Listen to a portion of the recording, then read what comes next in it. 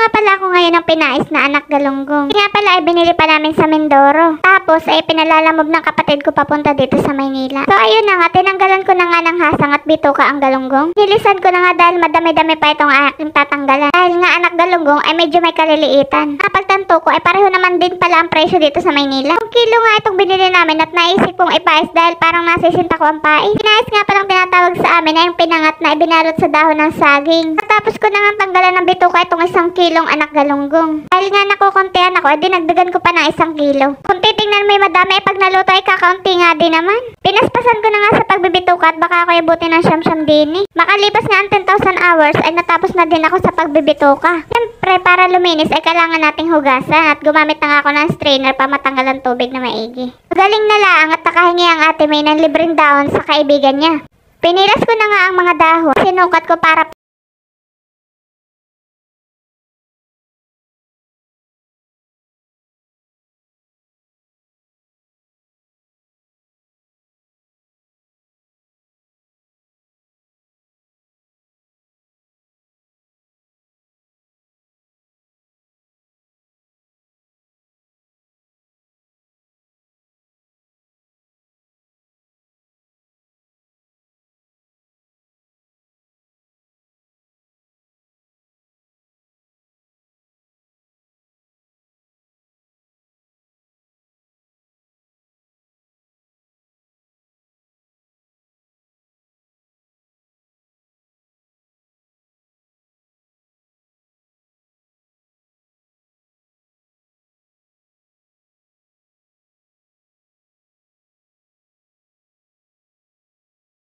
makalipas nga ang ilang minuto ay natapos na akong magbalot at ayan na nga nilalagay ko na sa kaldero ang mga binalot kong pinais. Tapos ay nilagyan ko na rin ng tubig at dinagdagan ko na rin ng asin. Nasa sa inyo kung gaano kadaming asin ang inyong ilalagay. Tapos isasalang nyo na sa apoy at pag naluto ay tatanggalin natin ang sabaw. Tapos ilagay ulit natin sa apoy at ininin hanggang maiga ang tubig. Pag wala ng tubig, wala!